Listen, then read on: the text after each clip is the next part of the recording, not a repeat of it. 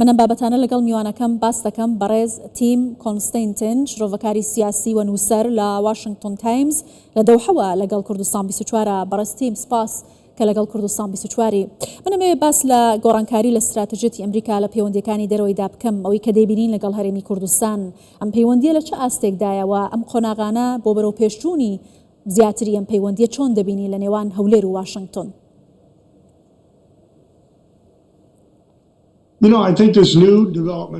بەڵێ ئەمە قۆناغەیەکی زۆر گرنگە لە کاتێکی زۆر گرنگدایە کاتێک کە سەرۆک ترامپ هاتە ناوچەکە و لەگەڵ سعودی و ئیمارات و قەتەر ڕێکەوتنێکی زۆر باشی واژۆ کرد و هەروەها سەرۆکوەزیران مەسرور بارزانیش هاتووتە واشنگتن و ڕێکەوتنی زۆر باشی واژۆ کردووە.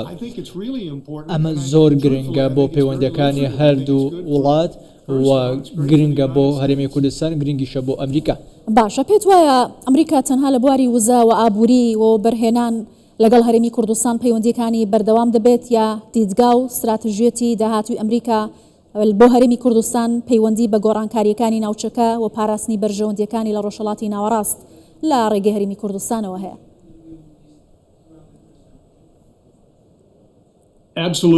بەڵێ بە دڵنیاییەوە یەکێک لەو شتانەی کە بیستان لە سەرۆکەوە و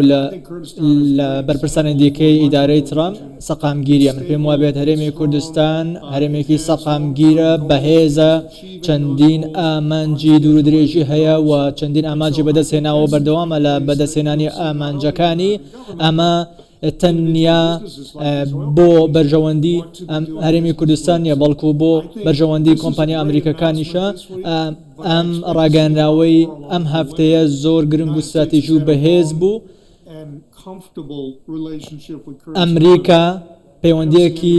زۆر گونجاو و مرتاح و باشی لەگەڵ هەرێمی کوردستان هەیە و دەکرێت باش ئاماژەت پێکردوتت ئەم سەردانەی سەرۆکوەزیران مەسرور بارزانی بۆ ئەمریکا گرنگە و لە کاتێکی گرنگدایە. بۆچی کاتەکە گرنگە و ئەم پەیوەندیانە لە دیدی ئەمریکاوە چۆن دەبینرێت لەم کاتەدا؟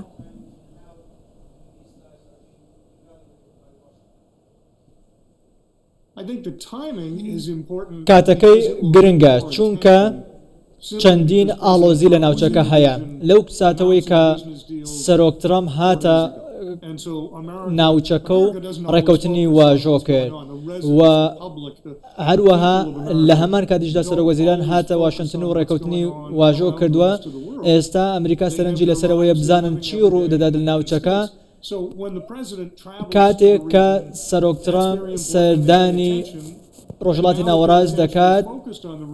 سەرنجی لەسەر گرژەکانە لە ناوچەکە، سەرنجی لەسەر خۆشگوزەرانیە، سەرنجی لەسەر ئابووریە. ئەمە گرنگە بۆ ناوچەکە و بۆ ئەمریکاش وە بە هەمان شێوەش کە هاتووە سەرۆکوەزیران هاتووەتە واشنگتن ئەویش سەرنجی لەسەر ئەم شتانەیە، سەرنجی لەسەر سەقامگیریە، سەرنجی لەسەر ئابووریە. ئەمە ساتە گرنگەکەیە و ئەم بیرۆکەی هاوڕێیەتی بەهێز لە نێوان واشنگتن و هەولێر زۆر گرنگە. کاتێک کە شتێکی لەم شێوەیە ڕوودەدات لە نێوان هەردوو لادا گرنگە هەواڵێکی زۆر باشە. خەڵک دەڵێن واو ئەمە چه ڕێکەوتێکی ناوازەیە، چه گرێبەستێکی ناوازەیە و پێمان خۆشەکە هەواڵی لەم شێوە زۆر باشە. ئایا دەتوانین لە بەنسبەت هەرێمی کوردستانەوە بڵێن ئەم سەردانە وەک بەشێک لە هەوڵەکانی هەرێمی کوردستانە بۆ جێگیرکردنی پێگەی خۆی وەکو یاریزانێکی سەرەکی لە ئەم گۆڕانکاریانەی کە بەڕێزت ئاماژەت پێکرد لە ناوچەکەدا خەریکن ڕوو دەدەن بە پاڵپشتی لە هاوپەیمانەکانی کە یەکێک لەوان ئەمریکایە وەکو هاوپەیمانێکی سەرەکی؟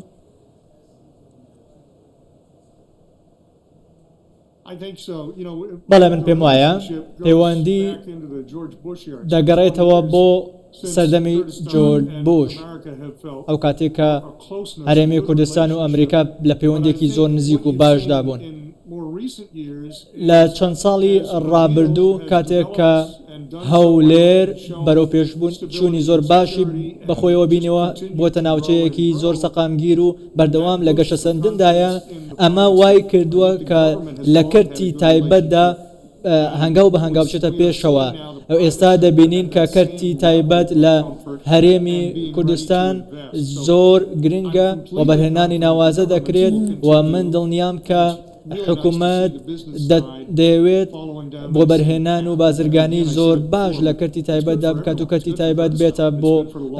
لە ناوچەکە و بەرهێنان بکەن ئەمە گرنگە بۆ هەرێمی کوردستان گرنگە بۆ سەقامگیری و ئابووری هەرێمی کوردستان و بە هەمان شێوەش گرنگە بۆ ئەمریکا ئێمە پێویستمان بە هاوڕێی وەک هەرێمی کوردستان. باشە بەڕستیم جەنابەت لە دیدگا و بۆچوونی کۆماریەکان بە تایبەتی بەڕێز دۆناڵد ترەمپ نزیکیت و باش شرۆڤەی دەکەی و ئەیناستیت ئایا دۆناڵد ترەمپ هێشتا کورد وەکو هاوپەیمانێکی استراتیژی خۆی لە ناوچەکەدا دەبینێت ئەوێت ئەمە پەرە پێ بدات بۆ داهاتووە لە ئیدارەی داهاتوودا کاری لەسەر بکات؟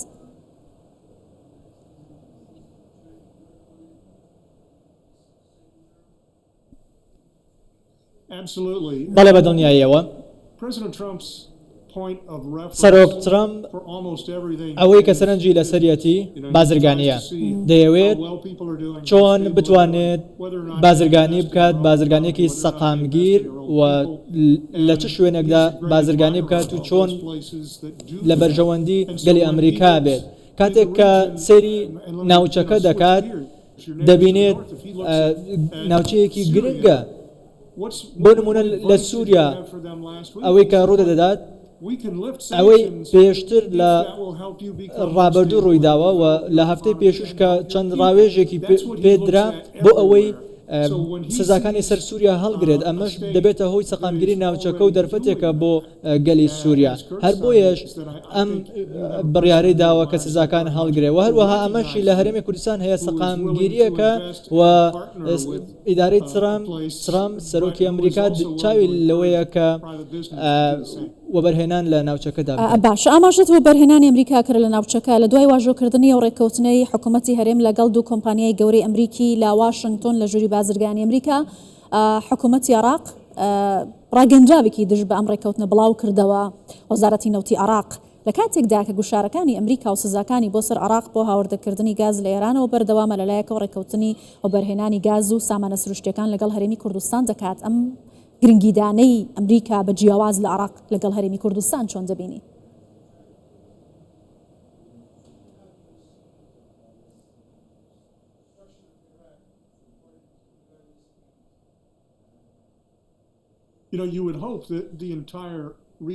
ئەوەی کە هەیە تەواوی ناوچەکە پێویستە هەماهەنگی هەبێت لە نێوانیاندا و ئەو بازرگانیەی کە هەیە هەمووان چاویان لەوەیە کە بە هەمان شێوە بازرگانی باش بکەن مامەڵەی بازرگانی و بەرهێنانی زۆر باش بکەن ئەگەر هەرێمی کوردستان عێراق و سووریا بتوانن پێکەوە هەماهەنگی بکەن وەک دراوسێ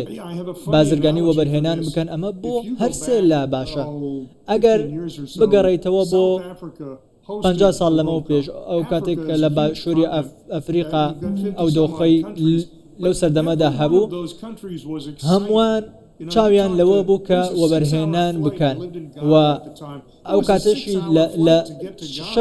6 کاتژمێر لە غاناوە دوورە بەڵام سەرڕای هەموو ئەو گرژ و ئاڵۆزیانە چاویان لەوە بوو کە وەبەرهێنان بکەن و لەگەڵ غانە لەگەڵ ئەفریقای باشوور و دەیانزانی کە بەرژەوەندی هاوبەش هەیە لە نێوانیاندا بۆ ئەوەی بە سەرکەوتووی وەبەرهێنان و مامەڵی بازرگانی و ئاڵوگۆڕی بازرگانی بکەن من پێم وایە کە ئێستا سەرۆک ترەمپ چاوی لەوەیە کە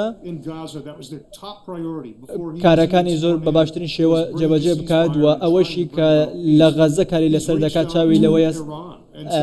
ئاگەربەستێک بێتە ئاراوە لەگەڵ ئێرانیش چاوی لەوەیە ڕێککەوتنێک بکات و تا ڕادەیەک ناوچەکە سەقامگیری بەخۆیەوە ببینێت پێویستە هەمووان ڕێککەوتن بکەن بۆ ئەوەی پێکەوە کار بکەن ئەمە هەنگاوێکی زۆر مەزن و گەورەیە ئەگەر بنرێت ئەگەر ئێران ڕێککەوتن لەگەڵ ئەمریکا بکات و سزاکانی لەسەر هەڵگیرە ئەگەر سووریا سزاکانی لەسەر هەڵگیرە ئەگەر عێراقیش مامەڵەیەکی باش بکات و هەماهەنگی هەبێت ئەمە لە بەرژەوەندی تەواوی ناوچەکەیە و تەواوی ڕۆژهەڵاتی ناوەڕاستە ئەمە ئاراستە ڕاستەکەیە ئەو ئاراستەیە کە سەرۆک ترەمپ پێتان وایە دۆناڵد ترەمپ استراتیژێکی درێژخایەنی لە ڕۆژهەڵاتی ناوەڕاست هەیە لەم ڕوانگەوە توانین بڵین کوردستان چه جێگەیەکی جیاوازی لەم داڕشتنە ئەمنیە نوێیە هەیە لە ڕوانگەی ئەکتەرە سەرەکیەکانی ناوچەکە بە تایبەتی وڵاتانی زلهێزی وەکو ئەمریکا و ئەتوانێت چه پێگەیەکی هەبێت لەم سەقامگیریەوە لەم داڕشنە نوێی نەزمی نوێی جیهانی؟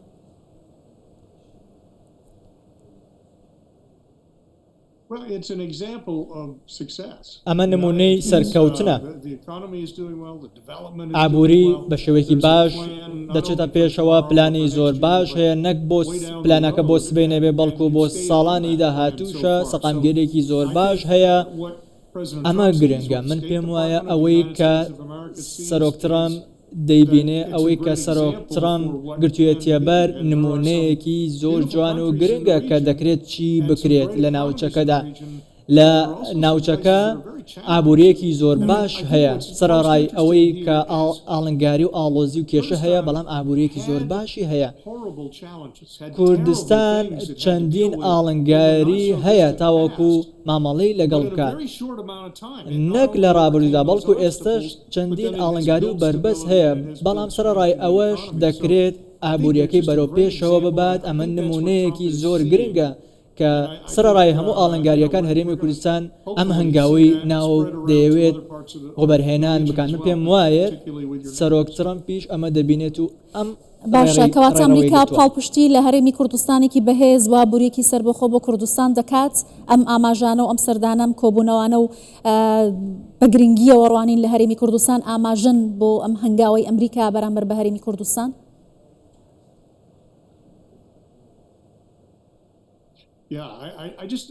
بەڵێ من پێم وایە هەر شتێک دەستی بۆ بێت و ئاماژەی بۆ بکەیت ڕێڕەوێکە بە ئاراستەی سەقامگیری. ئەو نمونانەی کە ئێستا هەیە و ئەگەر غەزەش بە نمونە بێنینەوە بە هەڵە تێمەگەر، من نامەوێت شتەکان تێکەڵ بکەن، بەڵام ئەگەر ئەوە بە نمونە بێنینەوە دەکرێت ئاگربەستێک هەبێت بۆ ئەوەی سەقامگیری ناوچەکەدا هەبێت. بە هەمان شێوە لە هەرێمی کوردستانش دەکرێت ڕێکەوتنێک هەبێت بۆ ئەوەی سەقامگیری هەبێت. سەرڕای ئەوەی کە هەرێمی کوردستان ئۆتۆنۆمیە، هەرێمێکی ئۆتۆنۆمیە، بەڵام دەکرێت ڕێکەوتن هەبێت بۆ ئەوەی سەقامگیری بێتە ناوچەکە. بۆ نمونە میسر و قەتەر و هەر وڵاتێکی دیکەش کە ناکۆکی لە نێوانیاندا هەبێت دەکرێت ڕێکەوتن بکرێت بۆ ئەوەی بتوانن بە ئاراستەی سەرکەوتن هەنگاو بنێن. بەڵام هەر شتێک لەم نمونانە ئەگەر وەربگریت زۆر باشە. ئاماژەت بە ئەو ئاڵۆزیانەکە کە ئێستا لە ناوچەکە هەیە بە تایبەتی ئەکتەرە سەرەکیەکانی ناوچەکە بە پێناسەکردنی ڕۆڵی ئەکتەرە سەرەکیەکان لە ڕۆژهەڵاتی ناوەڕاست هەر لە وڵاتانی عەرەبی، لە سعودی و ئیمارات، لە ئێران و تورکیا و سووریەوە گەر ببینین ئایا هەرێمی کوردستان هاوبەشێکی متمانە پێکراوە بۆ ئەم سەقامگیریە کە جەنابەت باسی دەکەی و ئەمریکا چاوی لێیەتی لە ڕۆژهەڵاتی ناوەڕاست؟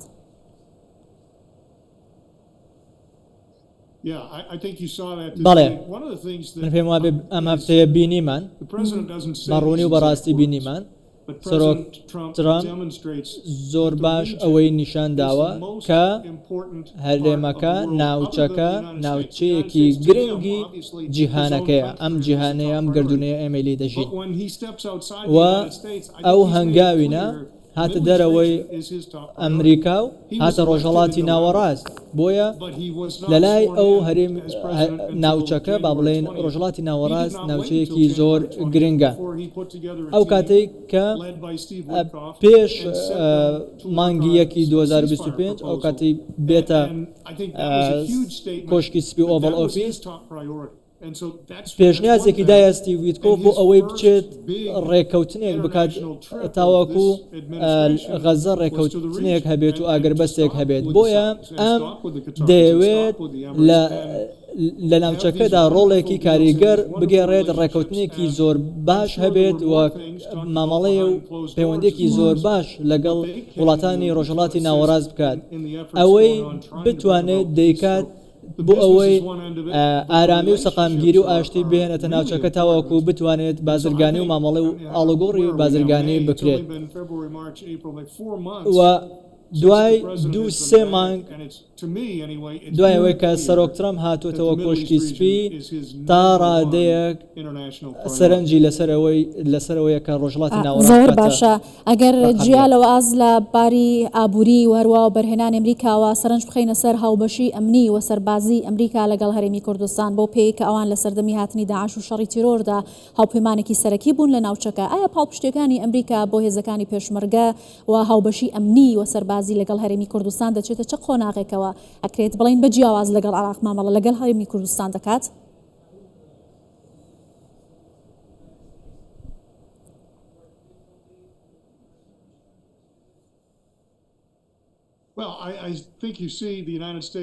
بەڵێ من پێم وایە ئێستا ئەمریکا لە ڕووی سەربازیەوە بوونێکی زۆر باش لە ناوچەکەدا هەیە سەربازانی ئەمریکا لە هەرێمی کوردستان و ناوچەکەن پێویستە تۆ زۆر باش متمانەت بە کەسێک هەبێت بۆ ئەوەی مناڵەکان و یاخود خێزانەکەتی بدێتە دەست لێرەدا ئەمریکا متمانەیەکی تەواوی بە هەرێمی کوردستان هەیە بۆ ئەوەی کە سەربازانی خۆی لەوێ جێگیر کردووە ئەمە ئەو متمانەیە ئەمە ئەو نیشانە و پەیوەندیە باشەیە کە لە نێوان ئەمریکا و هەرێمی کوردستان هەیە بۆ نمونە لە سعودیا لە قەتەر سەربازی ئەمریکا لەوێ هەن بنکەی سەربازی ئەمریکی هەیە ئەمە دەرخەری ئەوەیە کە ئەم ناوچەیە بۆتە جێگەی متمانەی باش ئاماژە ببوونی سەربازی ئەمریکا کرد لە ناوچەکە هاوکاتەوە هاوبەشی لەگەڵ هەرێمی کوردستان بەڵام باوەش بپرسم کە گەورەترین کونسڵخانەی ئەمریکا لە جیهان لە هەولێری پایتەختی هەرێمی کوردستان دەکرێتەوە نەماکرێت چە پەیامێک بێت لەلایەن ئەمریکاوە بۆ ڕکابەرەکانی هاوکات بۆ هەرێمی کوردستان و بۆ عراقیش بە تایبەتی بەدڵنیایەوە ئەمە پەیامێکە پەیامێکی گەورەیە ئێمە دۆستێکی زۆر بەهێز و باشمان هەیە دەمانەوێت ئەم پەیوەندیە باشەی لە نێوان هەولێر و واشنگتن هەیە باشتر هەبێت ئەمە دۆستی دیکەمان هەیە بەڵام ئەم دۆستەمان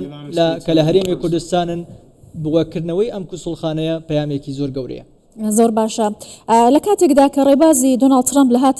هاتن و دەست بەکاربوونی لە ئیدارەی نوێی ئەمریکا ئەوە بوو کە ئەمریکا یەکەم یعنی لە ئەولەویەتی کارەکانی ئیدارەی دۆناڵد ترامپ دابێت ئەم ڕوانگەیە بۆ کەمکردنەوەی ئەو پشتیوانیانەیە کە لە سیاسەتی دەرەوەیدا ئەنجامی دەدات بە وڵاتان یاننا بە شێوازێکی پراگماتیکی دەڕوانێتە دۆستە گرنگەکانی لە ناوچەکە کێکێک لەوانە هەرێمی کوردستانە لەو ڕێگەیەوە بەرژەوەندیەکانی خۆی بپارێزێت و پایەکانی ئەم بەرژەوەندیە لە ڕۆژهەڵاتی ناوەڕاست زیاتر پتەوتر بکات.